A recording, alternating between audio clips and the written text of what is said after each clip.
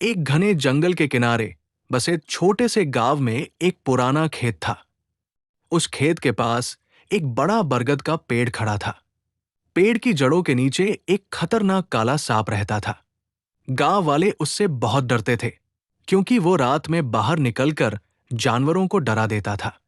उसी खेत के पास एक छोटा लेकिन बहुत तेज और बहादुर नेवला भी रहता था। उसका नाम था मोनू। मोनू अपनी फुर्ती और समझदारी के लिए पूरे इलाके में मशहूर था। वो हमेशा खेतों की रखवाली करता और चूहों को पकड़कर किसानों की मदद करता था। एक दिन गांव के किसान रामू ने देखा कि उसका मुर्गी घर बार बार खाली हो रहा है। रात में अंडे गायब हो जाते थे। उसने छिपकर देखने का फैसला किया। आधी रात को उसने देखा कि वही काला सांप धीरे धीरे मुर्गी घर में घुस रहा है। रामू डर गया और सुबह होते ही गांव वालों को बुला लाया। सब लोग इकट्ठा हुए, लेकिन कोई भी सांप के पास जाने की हिम्मत नहीं कर रहा था। तभी मोनू नेवला वहां आया। उसने किसानों की परेशानी सुनी और बोला, डरो मत, मैं इस सांप का सामना करूंगा।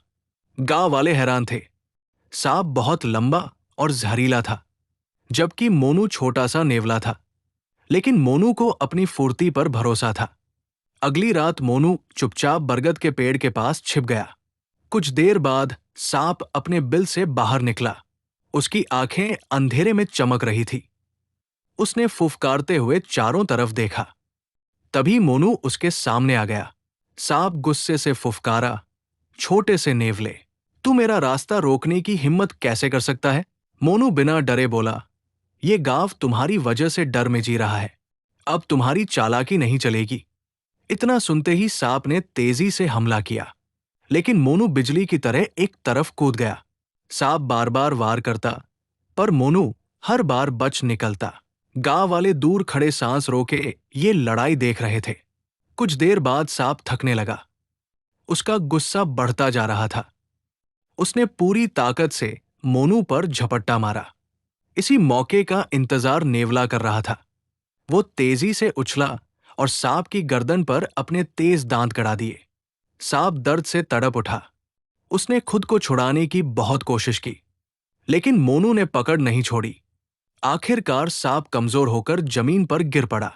थोड़ी देर बाद वो जंगल की ओर भाग गया और फिर कभी उस गांव में वापस नहीं आया। गांव वाले खुशी से झूम उठे। सबने मोनू की बहादुरी की तारीफ की। किसान रामू ने नेवले के लिए दूध और खाना रखा। बच्चों ने उसके लिए एक छोटा सा घर भी बनाया। उस दिन के बाद गांव में फिर कभी डर का माहौल नहीं रहा। मोनू सबका प्यारा बन गया। लोग समझ गए कि ताकत से ज्यादा जरूरी होती है हिम्मत, समझदारी और सही समय पर लिया गया फैसला।